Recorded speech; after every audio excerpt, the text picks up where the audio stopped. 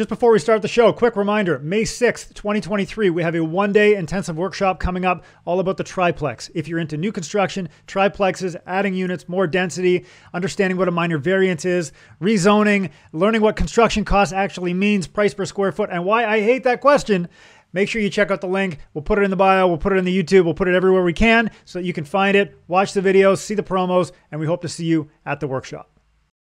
Hey everybody, I'm Kory MacKinnon, and the highest and best use for my business is to help other people struggle less with their finances through my favorite asset class of real estate.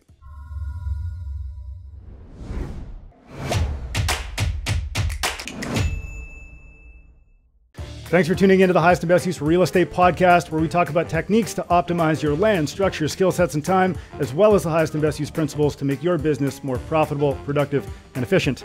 I'm your host, Ryan Carr, reminding you that good deals are found, great deals are created. And today, oh my goodness, I'm so excited. Kory MacKinnon is on the show. Thank you for being here. No, thanks for having me on, man. I'm so excited that you made the trip out and you had a busy day and you slotted this in. You know, I'm sure people have heard that saying, right? When you're not sure how you can do something, that's when you have to actually just figure it out. So, it's true. And we got a big snowstorm coming in like, what, 2 days? So. Yeah, so we're squeezing it in tonight. Yeah. That's wicked. And it is tonight. Usually we record during the days. Today, it's tonight. So, hey, whenever you can squeeze it in, you can squeeze it in. Right on. I did show up a little bit earlier than I thought, so there you go. You're the best. Okay, God, how do I even introduce you? So, highly decorated real estate investor, founder of Infinite REI, very active on social media, author, coach, speaker, father of 4, operating in Southwestern Ontario. Like, man, do you even sleep? I prioritize sleep. Sleep's super important, but you just got to get used to saying no to all that stuff that doesn't matter, right? Like the things that are just the time wasters are just not very important. Don't check enough boxes. You just got to say no to the good. Check it off. So you can say yes to the great. All right. So for today, 4 things we're going to cover before we get into who you are, where you're from, what you're all about. Storage facility. We're going to talk about your storage facility. Super cool. Your coaching business has completely blown up. We'll talk about that. Your church development as well, and also a 10-acre build site. You're a busy dude. There you go. You're a busy dude. So tell the folks who you are. Cool. So I'm Kory MacKinnon. I born and raised in Sarnia, Ontario. Moved all over the province, but somehow ended up back in Sarnia. Didn't buy my first property until I was 30. My dad was dabbled into real estate and things like that, so I kind of got to learn from him. He was entrepreneurial, I guess you could say. And my first property I ever bought was a 6-plex when I was 30. And 5 or 6 years later, I was retired with real estate. You know, just kept consistently putting in those offers and doing those deals to the point where they snowballed. And this was really my passion. My vision was to make my own escape plan and not have to work corporate. Even though I loved my corporate job, it just wasn't like a forever type thing. So yeah, first property at 30. First property at 30. And how old are you now? I'm going to be turning 47 in a couple of days. So. Yeah. So how many properties have been between 30 and 47? I'd have to pull up my spreadsheet. Like over 50 transactions. That's awesome. Yeah. That's awesome. Small, medium, large, everything in between. Try to stay away from the small stuff. So I guess more like on medium-ish and getting into larger. Is that where the storage facility came in? Storage, it's interesting. The storage facility came about because so one of my students, she got approached by a realtor in my town who had a facility to sell, and he reached out to her. He's like, yeah, can you buy this $1 million storage facility? And she's like, not quite yet, but I know somebody who's interested in that as well. And I've been kind of like looking at it for about 3 years. Yeah. So yeah, it was just one of those things where I paid her a finder's fee and I took it over. And so that one is, you know, it's like 70 units and we have the opportunity to double it in size. So It's pretty cool. We had a meeting with the city before we closed on it. Yeah. And they were in favor of it. So cool. One level, like bungalow style, or 2-story, 3-story, multiple? Yeah, just one level. I mean, it's a small town, Petrolia. So you're talking like 20,000 people. And I mean, for me, it seemed like a no-brainer because when I heard about the facility, there was only one other facility in town. It was way older. Like some of the stuff was literally built into, nothing against the owner, but it's like a barn that's been chopped up into units. And they have some that's newer in the last 30 years, but all of ours were built in the last 30 years. Some of them 15 years. Our rent was 30% lower. Theirs was higher. They were totally booked out. I'm like, there's no way I can't get a lift on this here. Oh my gosh. Yeah. So do they value storage based on cap rate the same way that you would any other commercial property? Yep. It's cap rate based too. So push the NOI, push the income up, it's worth more. Yep. What do you think the lift is on a percentage basis here? I mean, we bought it at a 6 cap, and we're going to be able to lift it up to like a 8 or 9 cap pretty quickly. So I mean, we're going to be lifting it by probably about $500,000. Wow. You know, that's pretty awesome. It is. That's a good. And over what time span? We haven't really pushed it too much because, I mean, it's not governed by Landlord Tenant Act, right? So the first day that we took possession, we could have just raised everybody's rents by 25%, right? Yeah. But we didn't. So we've been doing it slowly over time. I don't want to push it too hard now that, I mean, talk of recession wasn't as big in April when I closed on it as it is now. So we'd rather kind of keep the tenants, but I think they all know that they've had like a sweetheart of a deal. Sure. And things do have to go up a little bit. So we're going to go kind of like 10 or 15% and then another 10 or 15. So you could literally just say tomorrow, rent's going up. Yep. Wow. Yep. But you risk vacancy.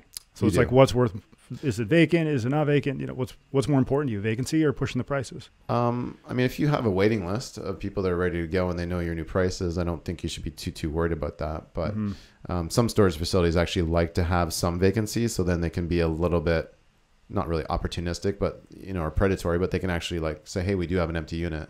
For, you know, sometimes like the best clients are the ones that are like, you know, we're dealing with an estate like my parents or whatever, and we need like a year to sort everything out. Yeah. So they just want to go put the stuff there. And the ones that are harder are like, oh, I need a place for 2 months because I'm moving. And it's like, okay, I might have vacancy after you, so I'd rather work with the person who wants it for 12 months. Yeah. And I'd even give them a bit of a discount to just be long-term, hands pay off. for 12 months, or if they want to pay up front or sign that long of a deal. Yeah. So it's a balance, but you have a lot more options than you do with just regular rentals. Turnover. Let's talk about turnover for a sec. So if you turn the building over like you would, if you turned over a multifamily or a duplex or something, you're going to have property management fees, you're going to have maintenance and repairs, you got to repaint the unit. What is it like in a storage facility? It's, you know, it's very different for sure. So if they leave a bunch of stuff behind, or if they just start, oh, the storage wars. Yeah, they just stop paying for their stuff, right? That's when you call the junk collector, or you can list your stuff up on auction sites if you feel like somebody will actually pay for it, because then it's their responsibility. Like literally, you have X number of days to clear it out, or else you become the tenant and you're paying the monthly bill. But if it's mostly empty, then you just, you know, you're broom sweeping it and getting it relisted. So I've actually outsourced a lot of this to a call center in the States. Really? So they take the calls. Yeah, which has been great. So, and they do the sales, they do the property management, everything, or yeah, you fill out like a really detailed Google form for them, or Google Doc, and they kind of know how to describe where your place is, how to get into the facility, and then, you know, everything's on a website too. So at least the person who sold it to me had it optimized on a platform, so they can go in and go, okay, you've got 2 units vacant. So, and I know the pricing of those 2 units, and oh, your lease is on the website too. So they can just do a lot of the stuff for you. And it's like $150 a month. So I'm just like, oh my gosh. Yeah. For the whole place or per unit? For the whole place. And if they have questions, they will call me on my cell, but yeah, they can handle like 80% of it, which is great. Wow. And then I'm training my admin to just handle the other 20%. So when are you going to build the rest out? That's a good question. So when we first bought, we got in touch with a company that was pretty close. So we bought in Petrolia, and we're talking Strathroy. So another small town. They do put these things together, and the cost of steel and aluminum and everything was pretty high. Yeah. I had touched base with them recently, and they said a lot of it's come down. They're actually trying to not insource it, but they're taking on a lot more of the manufacturing themselves in-house. So that's helpful too, right? But the cost, it was getting up to like $70 a square foot. So I was like, I can wait until it comes back down to 55 or 50 or something like that. So sure. You used to be able to build this stuff for 30 to 35, dollars a square foot 5 years ago. Half price. That's right. Goddamn. That's right. What happened? I know, but still, like, your payoff period is like so much faster than when you build. Yeah. Like, what's construction going at these days? Like, you're just building like a basic. Yeah. More every day is more. Yeah. Like $300 to $400 a square foot. So, yeah. Yeah. So this is way less, and there's a demand for it. People are just becoming so much more materialistic. It's crazy. And if they can only afford a smaller property, or they're getting into a condo in a high rise, they're going to need a garage somewhere. So it's not going away. You just want to make sure you're in a market that's not overbuilt, because then it's kind of like all the cannabis stores everywhere. It's like, you're competing on price at that point. Right. It's not really supply and demand. Interesting. Do people get particular about their storage facility in the same, like if you're a consumer, would somebody say, oh, I want the brightly lit, I want the keypad entry, versus something that might be a little bit less expensive, but without the bells and whistles? I think that at the end of the day, they just want to know that it's a secure facility. They're not going to get like any water leaks or anything like that into the unit. Because we haven't put cameras in yet. I'll do that in the spring. We're getting a gate in next year as well. I mean, gates are handy because then you can control the access if someone is behind on payments, or they've their credit card's expired and you don't have the new one, then you're just like, okay, nothing's working for you. Cancel their keypad. Yeah. And the gate only opens quick enough for one person to go in and out of anyway. So they can't even really try to tailgate in. DCs on the development side, do you have to pay development charges based on square footage or per unit? How does that work? I haven't got that far with the cost. So I don't believe it's going to be that crazy. Mm-hmm. Yeah. Nice. Last question on this. So in terms of building out storage, how crazy do you have to get with your site plan? Like, are they really particular with drainage or anything like this? Or is that still something you haven't explored yet? We did a little bit of it because I wanted to know from the city's perspective, like what's important to them. Mm-hmm. So we gave them 2 plans. One of them had like really skinny units along the fence, and they're willing to give us some leeway, like how close we could be to the property line, but then they'd want us to like fire proof or have some decent fire code up against that fence line. Really, that seemed like the biggest thing that they wanted was like turning radius for like fire trucks and things, right? So the fire truck can still get in and go around the whole facility. Do the loop, do his little figure 8. Yeah. I like storage because it's 4 walls and a light bulb. Yeah. That's it. That's it. Like, that's it. Concrete blocks and maybe a mouse trap or something. Garage door. Yeah, a mouse trap. The other tenant, they don't pay rent. Yeah. Let's go into your coaching business. So $2 million in top line sales, 80 high ticket clients and 150 low ticket clients. That is a big operation. We've been tripling in size the last couple of years. So this first started off as like when I retired from corporate, I just wanted people were coming out of the woodwork just saying like, you retired with real estate, so teach me how to do this too, right? And in the beginning it was like accountability training and I'll teach you how to do this or that, or sometimes it was like helping with their business, but it became a lot more streamlined over the last 5 years. And we both have a good friend in common, Stefan Arnio. He helped give some insight onto how to, build it a lot more intentionally. And at first it was just me being the only coach. And then I outgrew that because I had 23 clients. I'm like, I can't take on more than this. So, train some coaches. And that's kind of my corporate background is train the trainer and making systems and operations for other people to get plugged in too. So right now we have 9 coaches. We're actually doing a leadership meeting tomorrow, and this is like right up my alley because I like to, if it's only me, I don't mind being the figurehead, but I can't be the person every single call, but I can record content. I can make all kinds of, learning and training modules for people to learn from and all sorts of stuff. So yeah, it's been a great time for people to learn. And I think it's, some people might be shying away a little bit from coaching here coming up into 2023. I think they should actually be doubling down on it because there's going to be some great opportunities if people are creative like yourself and myself. How to make deals happen. Like you said, they don't just fall into your lap by any means. Like you got to go and make these things happen. What's your why for being a coach and for doing this scale of an operation? Why? How come? Yeah, I've done a lot of work on that. For me, I don't like to see people struggle.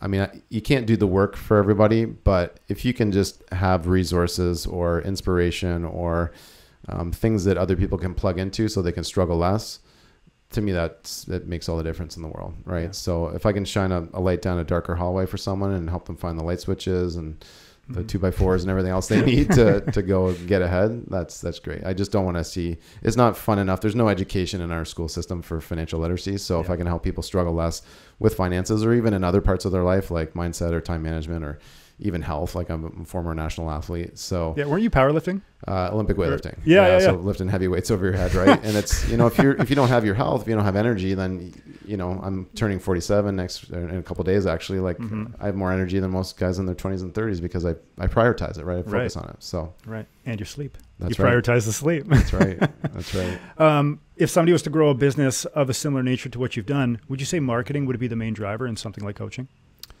Marketing is important, but you know what? We've actually grown to this size all organic, like referrals, just social media. This year, we're going to start to do some more funnels and advertising and things of that nature. But yeah, all word of mouth, man, just viral. And marketing is very important. Like without sales and marketing, you don't really have a business, right? I mean, you can have a great product, but if people don't know about it, not a good thing. Yeah. I think you said to me the other day, you did 500 videos last year. Yeah. You're a video machine. Yeah, between short form content and YouTube videos and webinars and just information for my own team. Yeah. Yeah. What does it cost to actually operate this thing of a scale of this nature? I pretty much have a full-time social media person. Yeah. A person that comes out to events and films and cuts up content and does all my stuff for YouTube. We have a full-time admin, and we have a fairly full-time salesperson too. Nice. So not pretty lean still. Like I'm Yeah. not running a massive organization, and the coaches help to eat what they kill. So if they're, they need to be letting the world know what they're doing as well. And so they'd be incentivized to get more clients on behalf of the organization. Yeah, totally. I love to motivate people with incentives. Yeah. Well, you know what? If they have skin in the game, they're going to want to win too. Yep. And if it's all about Kory, then people are going to be like, well, who is this guy? For sure. You know what I mean? Yep. Yeah, it's we have different specialists on our team, right? I mean, we have someone I was just mentioning before the podcast. We have someone kind of in-house that's like highest and best use. We have someone that's like a short-term rental expert. We have someone that's does a lot of JVs. We have someone that does, like a ton of tax work, right? So, between all of us, we can really help people collectively. out. Like I might not have all the answers for everything, but I can just say, hey, I don't mind sharing the stage with other people too. What are some challenges with scaling a coaching business in today's day and age? Probably trying to keep everybody happy as like the rocket, because literally it was like a rocket ship. We're flying the rocket ship and we're building at the same time, right? Yeah. So, I mean, our events were getting really big. You're a couple hundred people? Yep. Yeah. Yeah. And then even just like our membership, we used to only launch once a year, and then we're like, okay, we're going to launch once a quarter. And then some people didn't even want to wait until the end of the quarter. So we're like, okay, we'll try to squeeze you in. You mean like intake, bringing in new people? Yeah. Wow. Yeah. Onboarding. So, but it just, that's going to be our 2023 is just like, how do we make every single part of the business, every part of the experience even better, right? We're going to take apart just like all your cars that I saw walking in, take apart the engine, look at every part of the engine. How can we build it back better, bigger, stronger? And that's what we're going to be doing here. So. Can you do that online? Can you do that in person? Can you do it in both? Or do you have a preference? As far as like in person, like I do like to spend time in person with people. I think some people have definitely, I need a break for the next couple of weeks. Just a lot of Zoom and stuff lately. Yeah. It's great to be in person. I think it's, we have a pretty good mix of everything. You got to get people together. Like we like to, tomorrow we're having a Christmas party for everybody. We're breaking bread. For people that are out of province or too far away, we are doing a virtual Christmas party too. Yeah. It's just not going to be the same, right? Sure. I mean, we have a photo booth. We have great food. We have speeches, we have awards. You can't really do that as easily on Zoom. They have to make their own eggnog at home, and they can zoom in with their own. That's right. What's highest and best use for coaching in terms of the way that you operate your business? Highest and best use, I'm more used to thinking about that when it comes to a building or a property. But for us, we always just lead with value. Like you gotta lead with value. You gotta care about other people. We do get very involved in people's goals, and we want them. Sometimes I feel like we actually want it more than they do. But you just got to lead with value, and you got to care. Isn't it funny like that? You can get a coaching client in, and they pay a whole bunch of money, and you're like, okay, we're going to train you. And they're like, I'll think about it. Yeah. And they're committed, but they're not really committed. They're not in it. Yeah. Just because someone writes a check doesn't mean that they're fully committed, right? How do you combat that? Usually there's something that's blocking them. So you just got to work through like, what is their sticking point? They're going to be afraid of something. Like, are they afraid that they're going to make a mistake? Are they afraid that, they're going to buy into something that's going to go down in value short term? Are they afraid of, really, it's like all these things that they just don't know. They're afraid of the unknown. So, and some people are faster action takers. Some people are slower action takers. Like their threshold to go in and take action is different. Different personalities. Like we do a lot of personality profiling before someone starts with us. We do like 3 personality profiles to see and relate to them. We also want to make sure we understand their full portfolio, what got them to where they are now. And in the future, we're actually going to be doing more like screening, like why do you really want to be a part of this program? Because this is for action takers. It's not for people that just want to be a part of a group. And I mean, it's a great network for sure. Don't get me wrong, but like we want you taking action and actually following through on things. Yeah. Success is motivating. Yeah. Yeah. And you're, if you're part of that group and you're taking action, or someone else in the group's taking action, you want to take more action, right? Like, like hanging around with like people like yourself that are doing things that motivates me to want to do more as well, even if we only see each other a few times a year. I see you on social media a ton. Yeah. So I feel like we haven't skipped a beat, but it's been a while. That's right. I guess we saw each other quickly at the golf tournament, right? Yeah, that's right. That's right. Where do you see this going? He needs a shotgun start. Andrew, get a shotgun start. Come on, Andrew. Be better. Yeah. Be better. Our round of golf was like 6 hours long. Was yours that long? Because ours was. It went over. Yeah. Gosh. Yeah. But you know what? It was a ton of fun. We were with a really great foursome, as were you.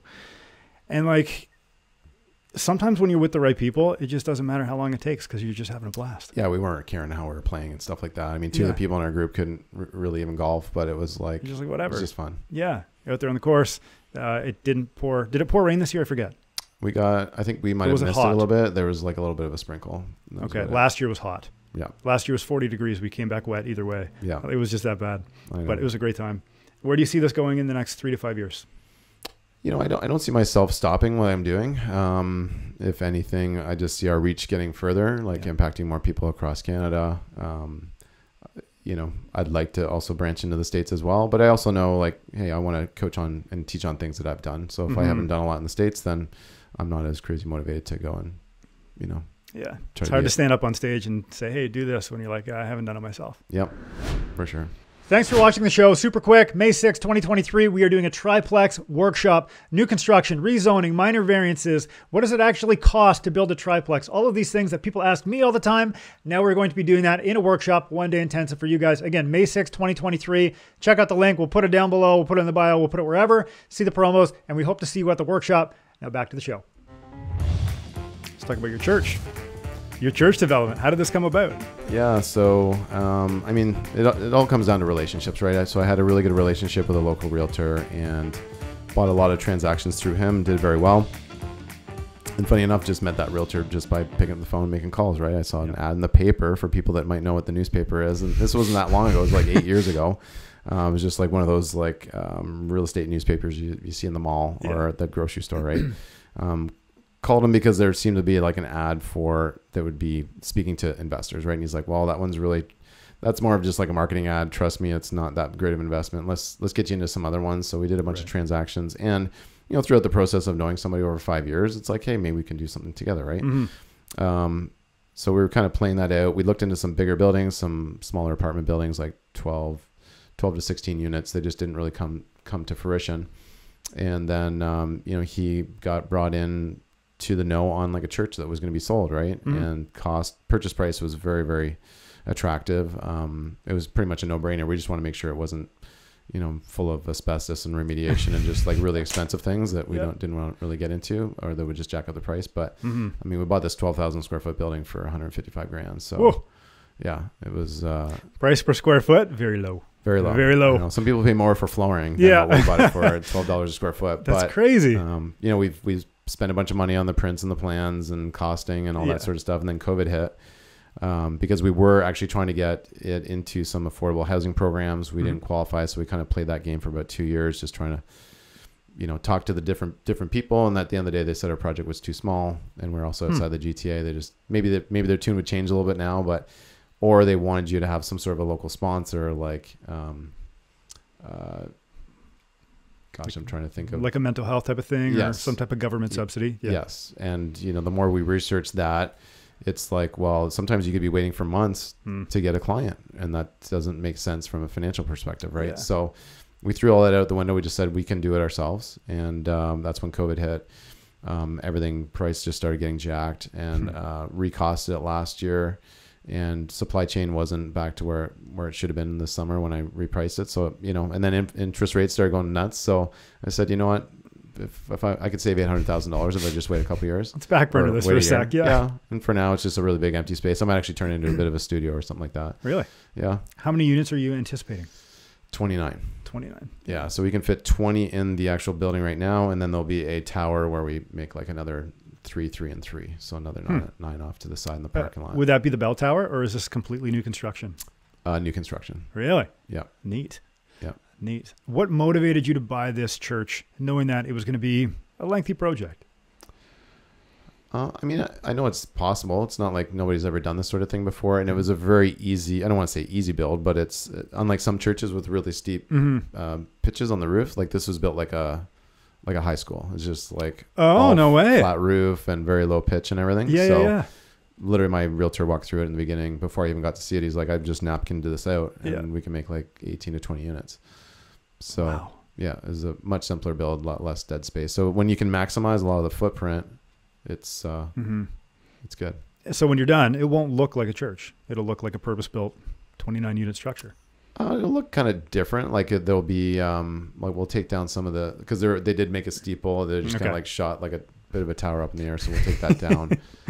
But yeah, like I guess once we do all the facade work and make it look different, it'll look more like an apartment than a church for sure. But it'll still look like something that was retrofitted into an existing building. So in your mind, how did you identify this to be a good deal when you walked through with that realtor?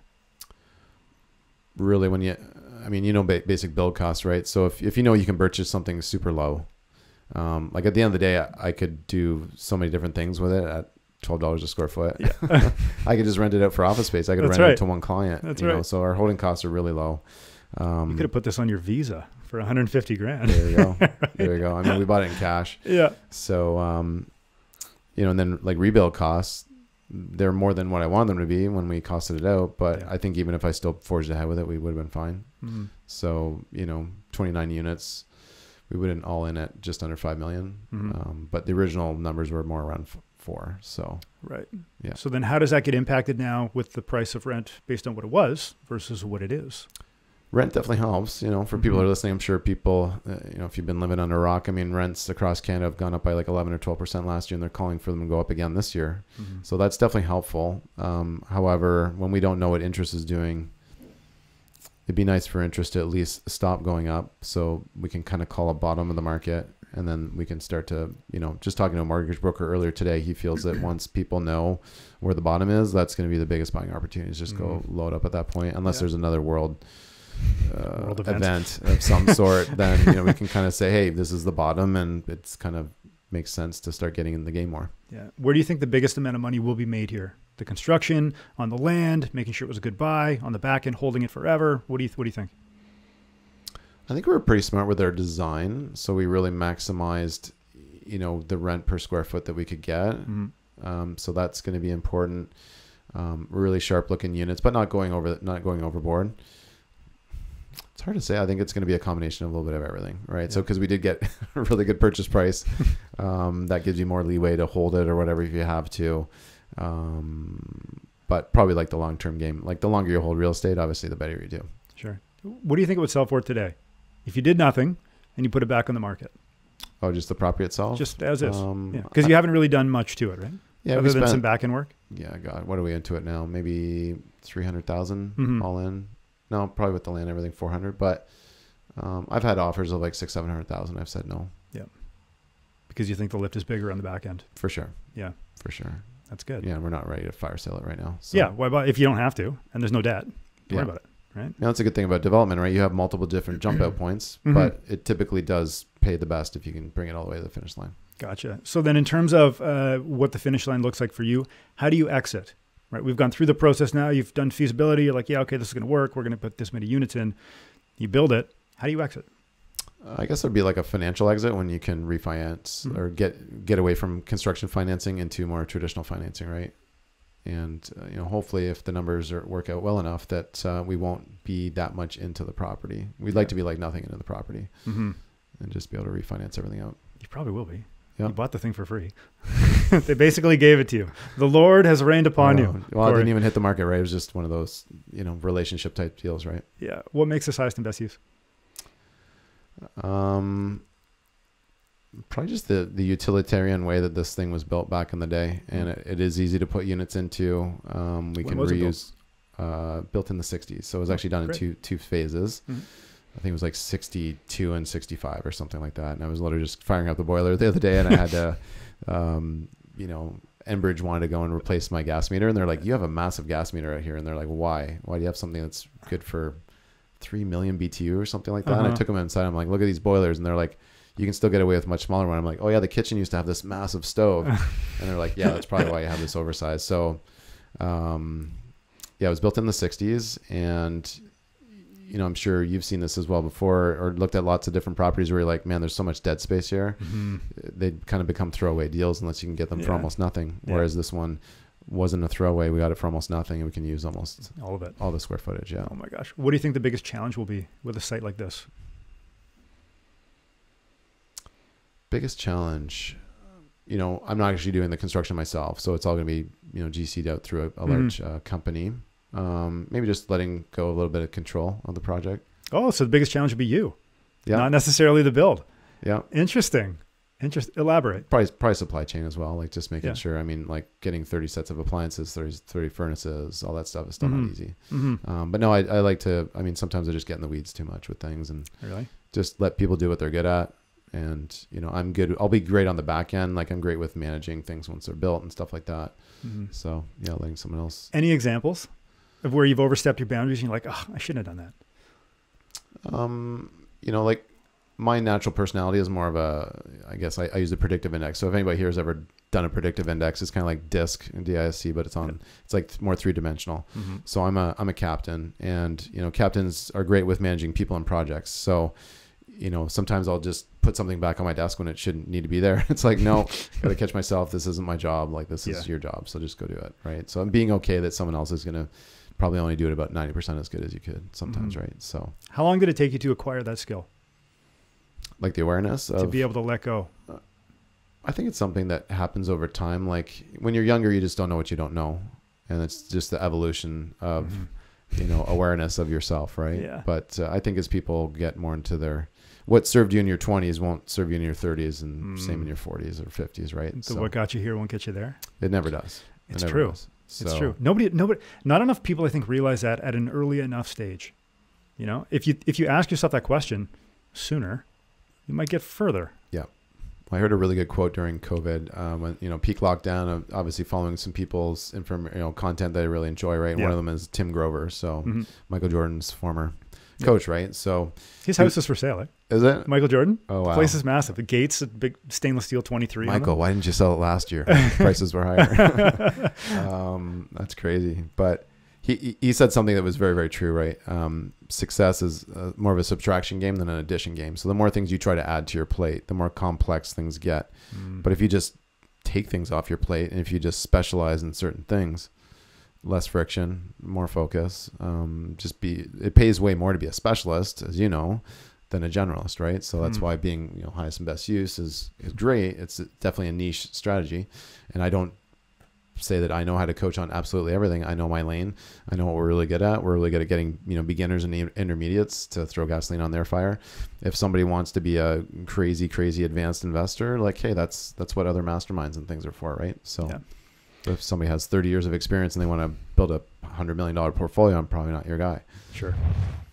Let's talk about your development for the 10-acre build site. How many units? 34? Is that right? Yeah, we could do as much as 34 lots. Wow. Or, we could just do one big ass lot on there. Just like a total flex. The Burj Khalifa. Yeah. Or we could do maybe like 12 estate type of lots. Or even just, if we can only use the front of it along the road, we could do about 6 to 8 lots. Okay, so describe it. Where would it be physically? How does it break down? What does it look like? Sure. So for people that know Sarnia at all, or even if you don't, Sarnia is surrounded by water on 2 sides, right? We got the Lake Huron, and we got St. Clair River. So this is 1 block away from Lake Shore, which is kind of like the most expensive real estate in Sarnia. So back in the day, it used to be a big dig pit gravel quarry. So they pulled out all the good fill, throughout the 50s, 60s, 70s, and then it was decommissioned in the 80s. And then they started filling it back in, mostly with clean fill, but for a while it was kind of a free-for-all. They're throwing wood, asphalt, whatever in there.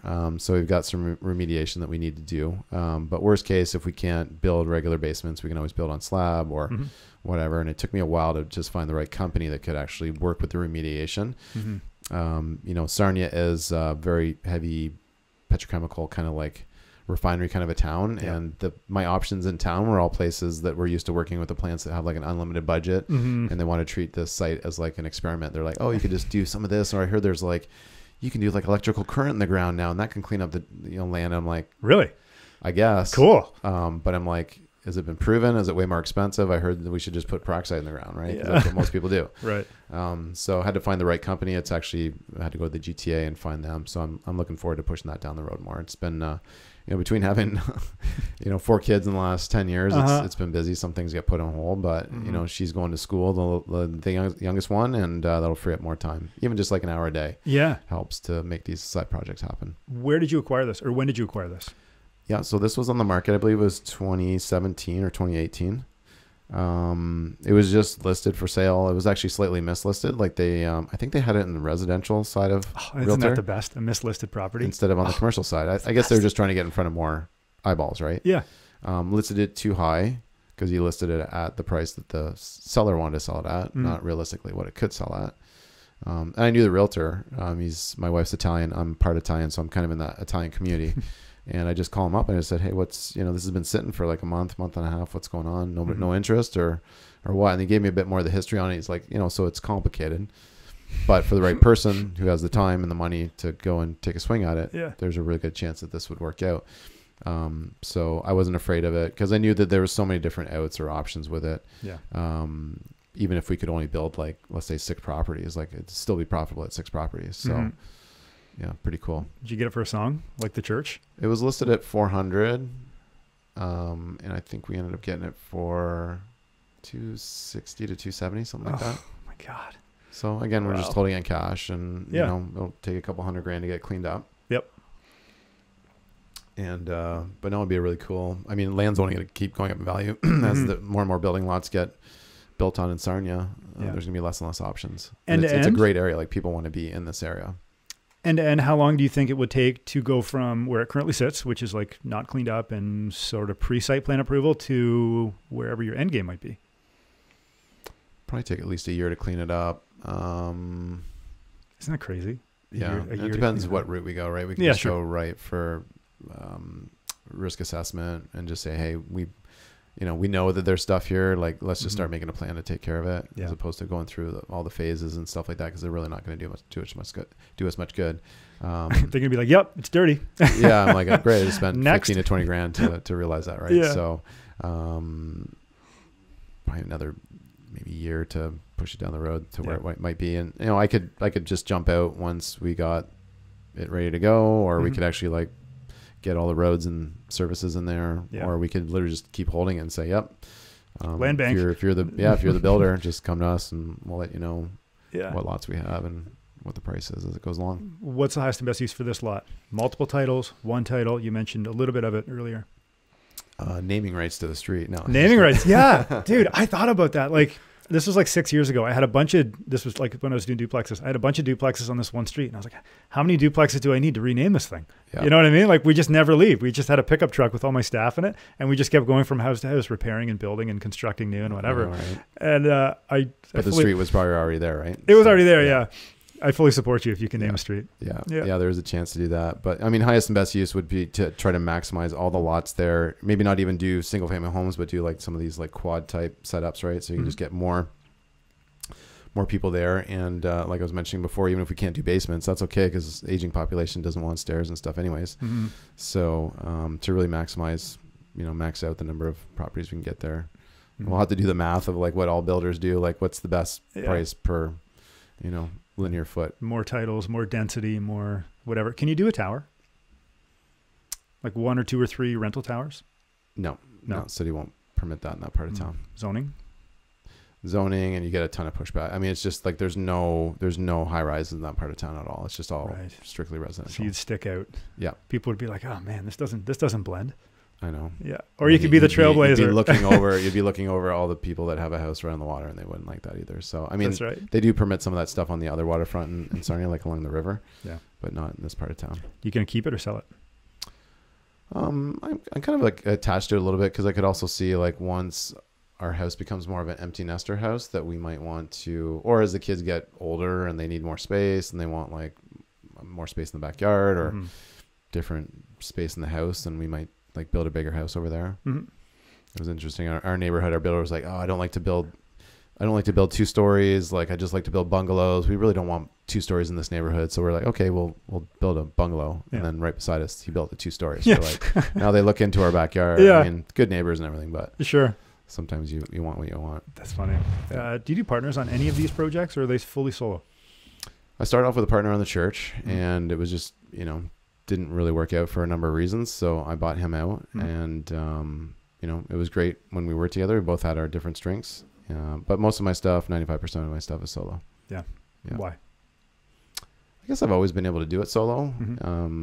And sometimes it gets complicated with partners, right? You feel like you know someone until there's money on the line.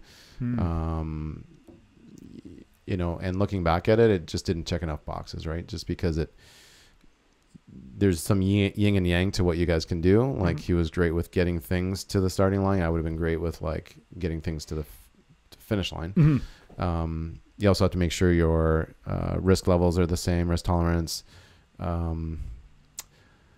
You're at the same place in your career. Even though he was younger than me, I felt like he was already wanting to more retire and work less. Oh, right. So that's something that came out. what else do I preach to people when it comes to picking a partner? Same kind of stance around personal development. I'm super heavy into personal development, always having a bunch on the go, always growing, not so much on their side. So you got to make sure it's a heck yes for everything, or it's kind of like it's got to be a no at that point. Yeah. So as we wind this down, what do you think is more important, tactics or mindset? I'd say mindset, right? Okay. So it's funny. I just got asked to do a speech on this last month. So there, a big part of my talk was about being tactical versus strategic. Yep. And to me, strategic is more mindset. So mindset and being strategic requires a lot more thought. Sometimes it can take days or weeks to come up with like the actual strategy. Whereas tactical is a lot more like, okay, just do this thing and you get the result, right? It's the results of having a great strategy or a great mindset. You need great tactics too. But I think too many people are just looking for the tactics these days. They're like, tell me about the thing, tell me the how, what do I do? How do I be you?